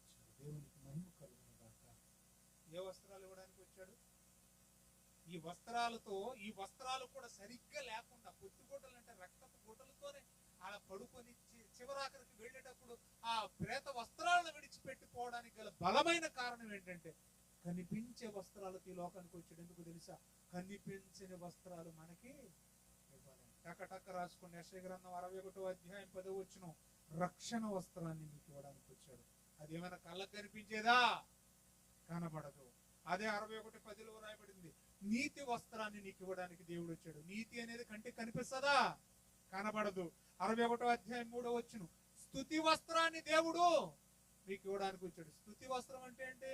పాటలు పాడడం, ప్రార్థన చేయడం, వాక్యం చెప్పడం, వాక్యం చదవడం, గెంతడం అందులో లేదు. అలాగనే మీరు దావీదు వలెనే తిప్పేస్తాడు మిమ్మల్ని. మామూలుగా ఎప్పుడో ఎలా మైకేల్ జాక్సన్ మెలికలు తిప్పుతారు రేపు పొద్దున, అలాగ ఉంటుంది. దయచేసి అర్థం చేసుకోండి. ఎక్కడున్నా నేను? వస్త్రాల దగ్గర ఉన్నాం, స్తుతి వస్త్రం దగ్గర ఉన్నాం. 61:3లోనే ఉల్లాస వస్త్రం. ఇదేమైనా కనపడుద్దా? మీ దగ్గర ఏమంటే ఉప్పాళ్ళు ఎక్కడైనా ఉల్లాస వస్త్రాలు దొరుకుతాయి? ఉప్పడ వస్త్రాలు దొరుకుతాయా? సరే అయితే పేతురు రాసిన మొదటి పత్రిక 5వ అధ్యాయము 5వ వచనం, దీన్ని ఏమంటారు? దీన వస్త్రం. ఏ వస్త్రం ఇది? దీన వస్త్రం నాకుందన్న చేతులు ఎత్తండి. ఇలాగ నా వైపు అయిపోయిన ప్రాసం. దీన వస్త్రం నాకుందన్న చేతులు ఎత్తండి. మీ మాటకు లోపడతాను తండ్రి అన్నుల చేతులు ఎత్తండి. నా మాట కాదు, తండ్రి మాట. తండ్రి నీ మాటకు లోపడతాను నాయన, తగ్గించుకుని అన్నుల చేతులు ఎత్తండి. అదేట మళ్ళా ఉన్నాడు. దేవుని మహిమ ఉందా మీకు ఆ వస్త్రం? ఉంటే సంతోషం, లేకపోతే నేనేం చేయలేను. ఇవి ఇవ్వడానికి ఆయన వచ్చింది. అర్థమైందా? మనం ఏదో జంతికలు వండుకొని, అరిసెలు వండుకొని, పాయసం చేసుకొని, కొత్త బట్టలు కొనుక్కోండి. కానీ ఒక మాట చెప్తాను, ఈ వస్త్రాల్లో ఏ వస్త్రం లేకుండా, వినాలి బాగా, ఈ వస్త్రాల్లో ఏ వస్త్రం లేకుండా నువ్వు ఏ వస్త్రం వేసుకున్నా కూడా దేవుడికి ఎలా కనపడతావంటే ఇక నేను చెప్పలేను. ఆదాం దగ్గరికి వెళ్ళిపోవాలి. నిజమండి, నేను అంటలేదండి, రెఫరెన్స్ ఉంది. కంగారు పడు. ఎన్ని వస్త్రాలేని? మొదటిది, ఈ వస్త్రం ఎందుకు వేసుకొచ్చాడు ఆయన? కనిపించే వస్త్రం ఎందుకు వేసుకొని వచ్చాడు? మనతో తిట్లు తిట్టించుకోవడానికి కాదు, దిక్కుమాలోడు అనిపించుకోవడానికి కాదు కదా. ఎందుకు వచ్చాడంట? ఆయన గతి లేక కాదు, కనీసం బట్టలు లేనంత స్థితిలో లేక కాదండి. ఎందుకు వచ్చాడు? ఆయన దీనత్వంలో ఏముందంటే రక్షణ వస్త్రం ఇవ్వడానికి, నీతి వస్త్రం ఇవ్వడానికి, స్తుతి వస్త్రం ఇవ్వడానికి, ఉల్లాస వస్త్రం ఇవ్వడానికి, పేతురు రాసిన మొదటి పత్రిక 5 దీన వస్త్రం ఇవ్వడానికి, ప్రకటనల గ్రంథం 3:4-5 వచనాల్లో పరిశుద్ధ వస్త్రం. ఇలాగా కనిపించని వస్త్రం. ఇప్పుడు పాయింట్ నోటీస్ చేయండి. నీలో పరిశుద్ధత లేకుండా పట్టుబట్ట కట్టిన. రెండోది ఏమండి? నీలో దీనత్వం లేకుండా, పక్కనే ఉంది ధర్మవరం, తర్వాత కంచి, కామాక్షి, మీనాక్షి, నువ్వు ఏది కట్టినా. తర్వాత చెప్పండి, దేవుడు కోరుకునే ఉల్లాసం. నీకు నచ్చినట్టు చేసేసి దేవుడికి ఇష్టం అనుకోవడం కాదు. దేవుడు కోరుకునేది ఒకటి ఉంది, ఉల్లాసం. ప్రభువునందు ఆనందించుడు. అది అంటే ప్రభు చెప్పినట్టు బ్రతుకుతూ ఆనందించడం. అది వస్త్రం. అది చేయకుండగా స్తుతి వస్త్రం అంటే ఏముండాలి? అందులో కూతురు ఉండాలి. ఏముండాలి అందులో? మన ఎవడో ఒకడు పెట్టేసాడు, అది తేగ వేర్లేదు. చెప్పుడాడే అంత మూత మాట అంటదా? ఏ మాట అది? ఎవర్రా అంటే వాడు ఏమంటున్నాడు? ఎవరంట అసలు? నిత్య అంట. నిత్య అది బాగా వేరైపోయింది కదా. స్తుతించాలట. స్తుతి వస్త్రం అంట, నీతి వస్త్రం, రక్షణ. ఈ రాకుండా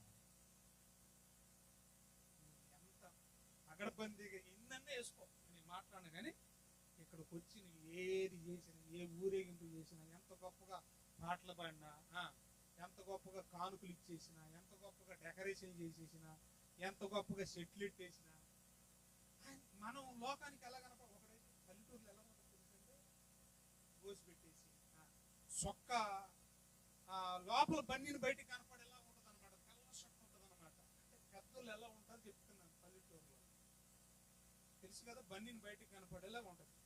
ఆ తర్వాత ఈ జోబి కూడా ట్రాన్స్పరెంట్ గానే ఉంటుంది. 500 రూపాయల నోటు ఒక్కటి పెట్టుకుంటాడు, అది బయటికి కనపడుతుంటది అనమాట కదా. ఊరకెళ్ళ తిరుగుతుంటాడు, మామూలుగా ఉండదన్నమాట. తిరుగుతుంటే చూసేవాడు ఏమనుకుంటుండే, అమ్మ బాబోయ్ అనుకుంటున్నాడు. ఆడున్నది ఒకటే, అన్ని ఉండవు కానీ అలా తిరుగుతాం. మిసాలు ఒక్కొక్కళ్ళు పల్లెటూరులో మీరు చూడండి, నేను చెప్పినందుకైనా ఈ మేసం తీసుకెళ్లి ఏడ పెరిగిన గడ్డానికి కలుపుకుంటాడు. అర్థమైంది? ఇదంతా పోయినస్తాడు. ఈ సెంపల్ దగ్గర దాన్ని తీసుకొచ్చి ఆడ కలుపుతాడు, ఈ మీసాలకు కలిపేస్తాడు. ఓ పైన వేసేస్తాడు అనమాట, పెద్ద టవల్ వేసేసి పెదరాయిలాగా వచ్చేస్తాం కదా. అక్కడికి వెళితే అన్ని లుచ్చ పనులు చేసేది. ఎక్కడికి వెళ్తే అక్కడ, అక్కడంటే అక్కడ ఎక్కడైతే రచ్చబండ, ఎక్కడైతే పెద్ద మనిషిగా వ్యవహరిస్తున్నాడో సంతకాడికి అన్ని వెదవ పనులే, అన్ని చెట్ట సెటిల్మెంట్లే, వాడికి రాత్రికి మందు పొందు దరిద్రం, అన్ని దరిద్ర కొట్టాలు, అన్ని అన్ని ఉండేది వాడికే. కానీ పండుగ వేసరికి గొప్ప గొప్ప విషయం ఏంటంటే మళ్ళీ ఇక్కడ అయ్యగారు అందరము లేచి నిలబడదాం. ఆ గోరుగుంట్ల సుబ్బారాయుడు అయ్యగారు వస్తున్నారు, గ్రామ పెద్దల వారి స్వాగతం. ఎక్కడికి? ఆయన మాత్రం మంచి వస్త్రాలతో పెదరాయిలా వస్తారు.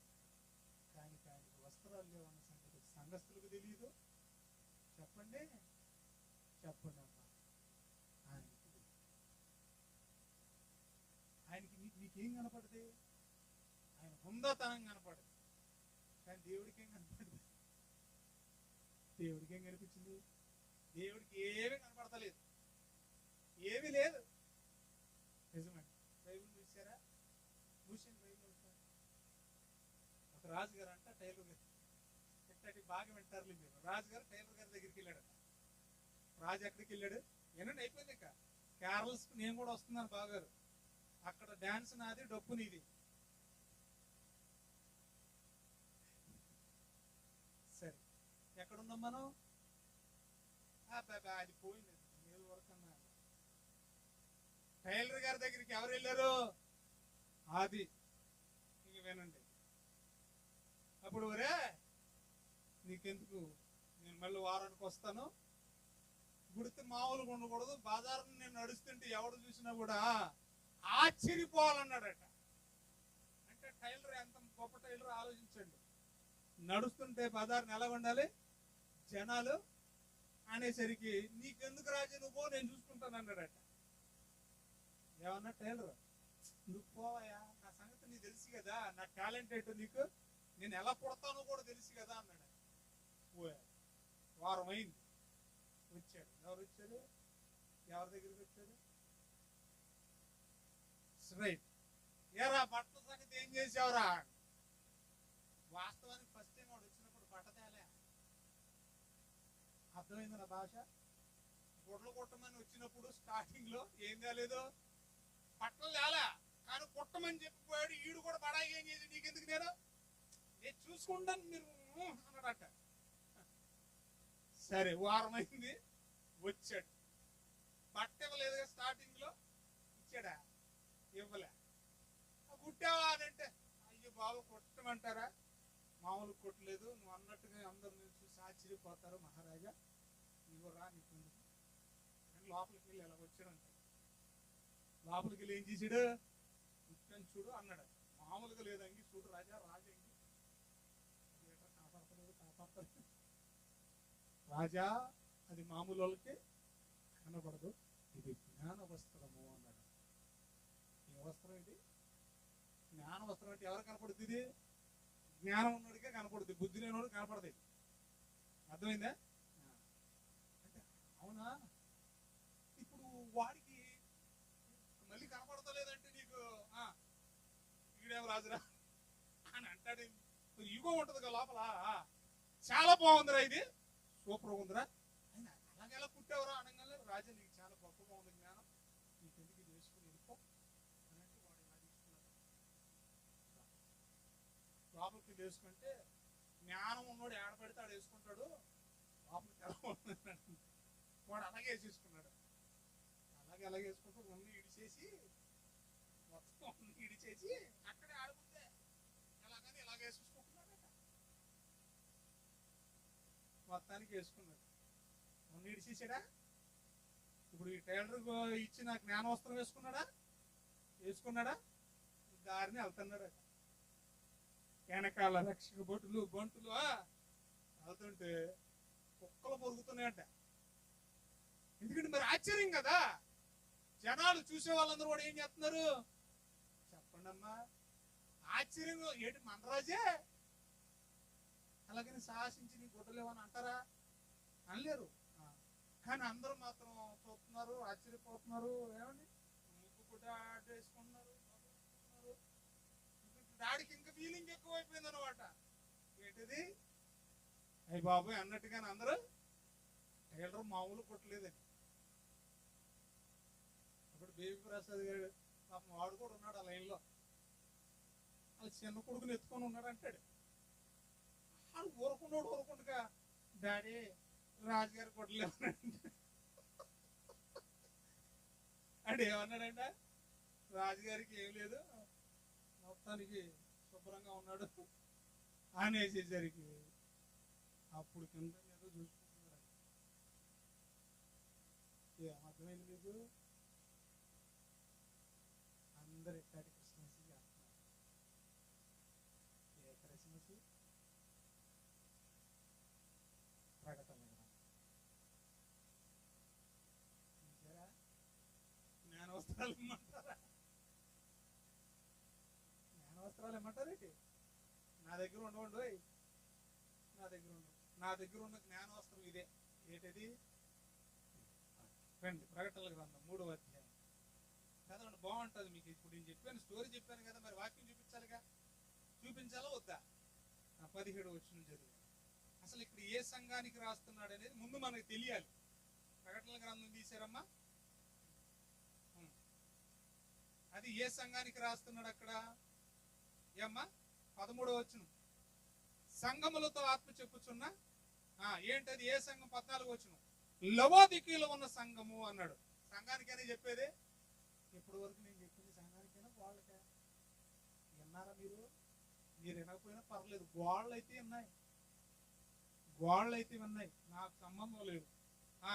ఆమేన్ అనువాడు నమ్మకమైన సత్యసాక్షి, దేవుని సృష్టికి ఆదియునైన వాడు. ఎవరైనా సృష్టికి ఆది ఎవరండి? ఆయనే మాట్లాడుతున్నాడు. చూడండి, మీరు ఏ యేసుబాబు గురించి అయితే పండగ చేసుకుంటున్నారో ఆయన మాట్లాడుతున్నాడు. చూడండి ఏమంటున్నాడు, నీ క్రియలను నేను ఎరుగుదును. మీరు నన్ను తిట్టుకోవచ్చు, అమ్మ ఉండండి ఇలాగా, మీరు నేను చెప్పే విధానాన్ని బట్టి కానీ లేకపోతే నేను చెప్పే వాక్యాన్ని బట్టి కానీ మీరు కొంతమంది నొచ్చుకొని ఉండొచ్చు.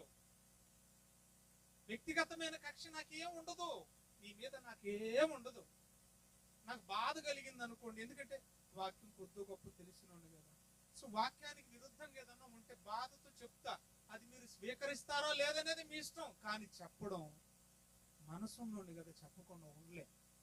కాబట్టి ఇదిగో చెబుతున్నాను, ఆయన మన క్రియలు ఎరుగుతున్నట. దేవుడికి మన క్రియలన్నీ తెలుసు. నువ్వు అందుకే చెప్తున్నాడు, మన గురించి బాగా ఆయనకు తెలుసు. కాబట్టి నాకు తెలియకపోవచ్చు, మీ గురించి నాకు తెలియదు. నిజంగానే మీ గురించి నిజంగా నాకు తెలియదండి. మీరు వ్యక్తిగతంగా మీరేమై ఉన్నారు, అంతర్గతంగా మీరేమై ఉన్నారు నాకేం తెలుస్తుందండి? ఏదైనా విషయం బయటకు వస్తే చెబితే తెలుస్తుంది అంతే. అర్థమవుతుందా? రైట్. మీ గురించి నాకు తెలియదు, కానీ ఎవరికి తెలియాలో ఆయనకు బాగా తెలుసు. ఆయన అంటున్నాడు మీతో, మీరు ఉంటే చల్లంగానైనా ఉండండి, లేకపోతే అంటే అర్థం ఏంటి? ఉంటే పరిపూర్ణంగా దేవుని పిల్లలుగా ఉండండి, లేకపోతే సాతాను పిల్లలుగా.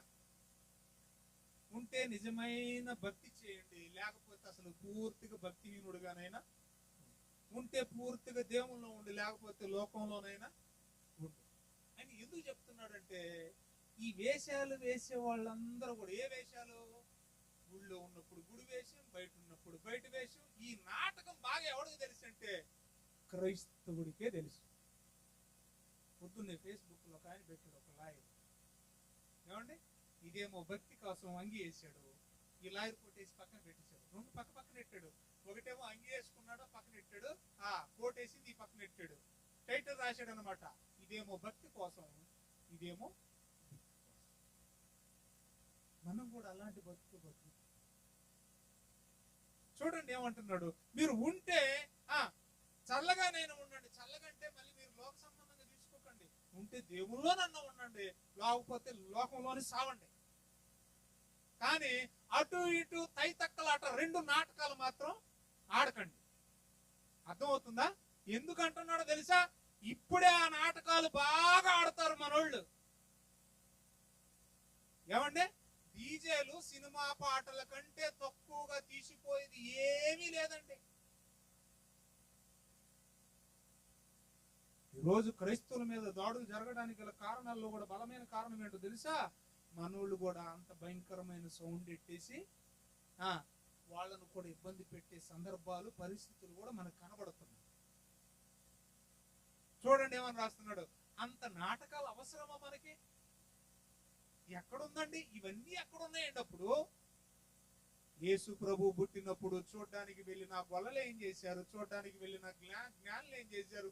వాళ్ళు చేసింది మానేసి మన ఇష్టం వచ్చింది చేస్తామంటాం ఏంటండి? మనకు అర్థం కాదు.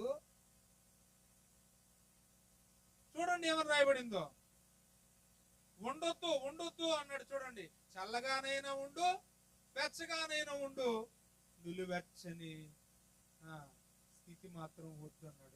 అలాగుంటే నేను గుడికొచ్చి గుళ్ళో గుడి వేసి వేస్తానండి, బయట వచ్చి బయట నా వేషం వేసుకుంటానండి, గుళ్ళో ప్రభు స్తోత్రం అయ్యగారు వందనాలను నీ ఉంటానండి, బయటికి వెళ్ళిన తర్వాత చెప్పండి డెమ్మ డెక్క డయ్య డాలి అంటానండి, నా నోటుకు వచ్చింది మాట్లాడతాను, నా కదా, అంతేనండి, అలాగా ఉంటానండి. అంటే అయితే అలాగే ఉండు, నేను జీతం పట్టుకుని వస్తున్నాను, నేను వచ్చినప్పుడు ఏం చేస్తాను అంటున్నాడు? జీతం పట్టుకుని వస్తాను అన్నాడా? ఇదిగో త్వరగా వస్తున్నాను, ఏం పట్టుకుని వస్తున్నాను? వస్తాను. అప్పుడు ఏం చేస్తాడట? నువ్వు ఎటు కాకుండా జ్ఞానం వస్తున్నావు, ఆ రాజులాగే ఉన్నావు అనుకో, అప్పుడు ఏం చేస్తాను అన్నాడు? 17 వచనం 16 వచనం చదువు అమ్మా, 16 వచనం చదువు. అప్పుడు అంటే వీడు ఎటు కాకుండా ఉన్నాడు కదా, ఎలాగున్నాడు? నుడివేసుకున్నాడు అంటే ఏంటి? ఊర్లో మాత్రం పెద్దోడే, ఊర్లో గ్రామ పెద్ద, సంఘంలో సంఘ పెద్ద, మొత్తానికి కుల పెద్ద, అన్నిటికీ పెద్ద. కానీ ఏమి లేదంట. నాకు తిరిగి వెళ్తే అర్థమైంది, ఈ పెద్దని ఏం చేస్తున్నాడు? వీడు అందరి మీద ఉమ్మేసాడు. ఎందుకంటే మన దౌర్భాగ్య పరిస్థితి ఏంటంటే, వాడు దరిద్ర కొట్టాడని తెలియక మనకు మంది తీసుకెళ్లి సీక్రెట్ ఆడి దగ్గర ఎట్టేస్తున్నాం. ఎవరి దగ్గర? ఆ గ్రామ పెద్ద దగ్గర. ఆడేమో అబ్బో దొరికినోడు దొంగ, దొరకనోడు దొరలాగా బెళ్ళపిచ్చేస్తాడు. ఎదవా అలాంటి పని ఎందుకు చేసేవరా? అలా చెయ్యొచ్చా? నీకు బుద్ధి ఉందా, జ్ఞానం ఉందని? ఆడ వెనకాల అలాంటి పది ఉంటాయి. కానీ ఆదవ మనల్ని ఎదమంటాడు. అర్థమైందా? అలాంటి ఎదమని నాటకాలు ఆడేవాడిని ఏమంటున్నాడు చూడండి దయచేసి. నీవు దౌర్భాగ్యుడు. దానికి ముందు అసలు చదువు ఏం నచ్చలేదు, అది స్కిప్ చేశారు. స్కిప్ ఎందుకు చేశారు? నాకు ఇలా చూడు, ఎందుకు చేశారు మీరు? అది బాగా నచ్చలేదా? దేవుడు ఏం చేస్తాడంట?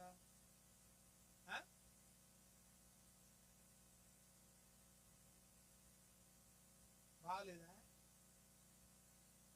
ఉమ్మేయడం బాగలేదా? మన ఏసీలన్నీ చూసి ఏసుకురు కిస్మిట్ చేశాను కదా ప్రభా, ఆ రోజు వాచ్ నైట్ సర్వీస్ చేశాను, జనవరి కిస్మిట్ చేశాను, 31st నైట్ చేశాను, జనవరి 1st కూడా ఏం తక్కువ చేశాను ప్రభా, నీకు అన్నీ చేశాను కదా ప్రభా.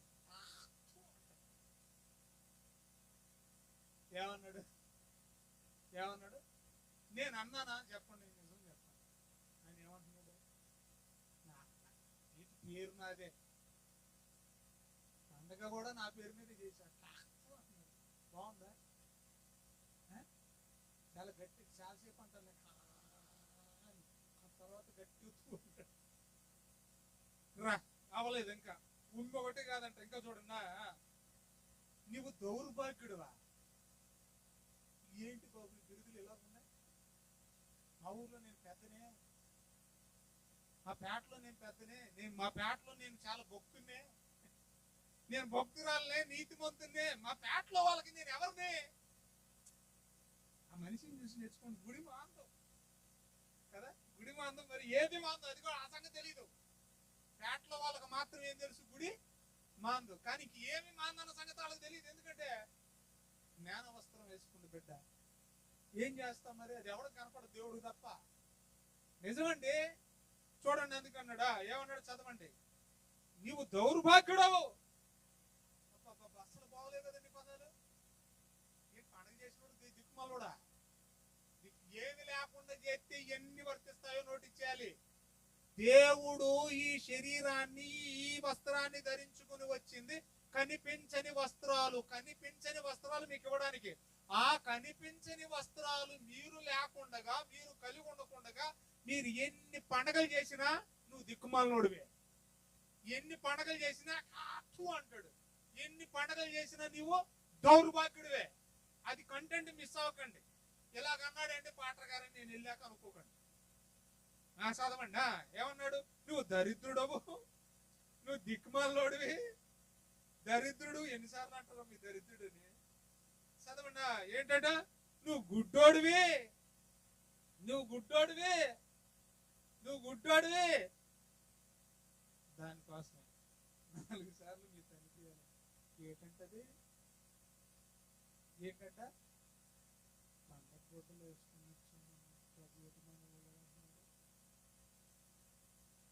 ఇంకా మూతి మాట అంటే ప్రభావం ఏమి లేవంట మనకి.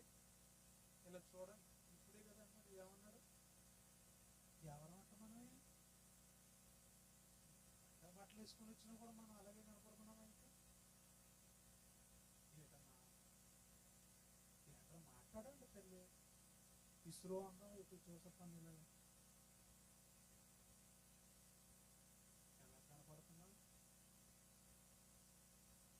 మనం మాత్రం గొప్ప కనపడుతున్నాం.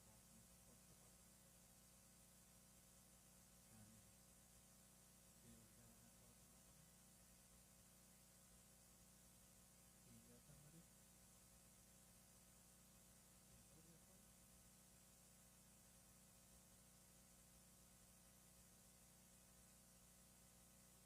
రక్షణ అనే వస్త్రం ధరించుకోండి.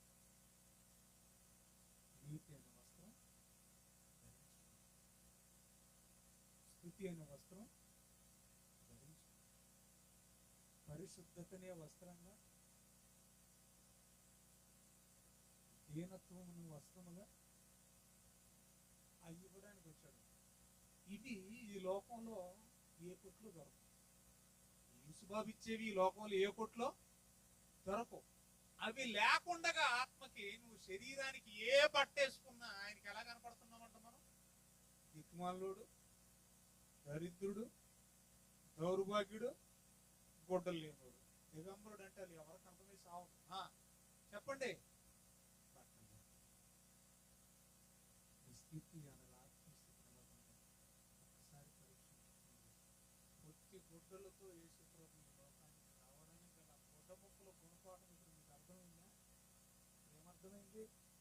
ప్రభు మాట విన్నంత వరకు వారికి శరీర సంబంధమైన కచ్చిడములు వస్త్రములతో అవసరం లేదు. ఎందుకంటే ప్రభుతో ఉన్నారు, ప్రభు వెలుగులో ఉన్నారు కాబట్టి వారు సిగ్గు. తప్పు చేశారు కాబట్టి వస్త్రం అవసరం. వినాలి, తప్పు చేశారు, ముగింపు. తప్పు చేశారు కాబట్టి ఏం అవసరమైంది? ఆ వస్త్రానికి ఆ రోజు నుంచి ఇప్పటి వరకు ఎన్ని తిప్పలు పడుతున్నారు చెప్పండి. నిజం మాట్లాడండి. ఆ వస్త్రానికి ఆదాము దగ్గర నుంచి ఇప్పటికి తిప్పలు పడుతున్నావా లేదా? మనం పడుతున్నాం కాబట్టే ప్రభు రాయించాడు అనమాట మత్తయి సువార్తలో. ఏమని? ఏమి తిందుమో, ఏమి త్రాగుదమో, ఏమి మాట్లాడుడి. చూసి మాట్లాడుడి. ఏమి ఆ మూటిల్లో ప్రైమరీ థింగ్స్ చెప్పేశాడు. మనిషికున్న చింత ఏంటట? ఏమి తిందుమో, ఏమి త్రాగుదమో, ఏమి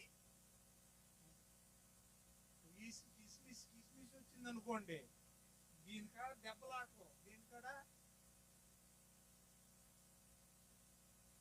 ఎందుకు వచ్చింది బాధలేండి? పాపాన్ని తీసేసి కనిపించని వస్త్రాలు తీపిచ్చి ఈ కళ్ళకు కనిపించిన మహాలోకం పరలోకానికి తీసుకెళ్ళడానికి యేసు ప్రభు ఇలా కనిపించాడు. యేసుని ఇంత బాలుడుగా శరీరగాన్ని చూడండి. ఆ దేవుడు వెలుగై ఉన్నాడు. అది యేసు ప్రభు నిజ స్వరూప స్వభావం. దేవుడు మిమ్మల్ని మీకు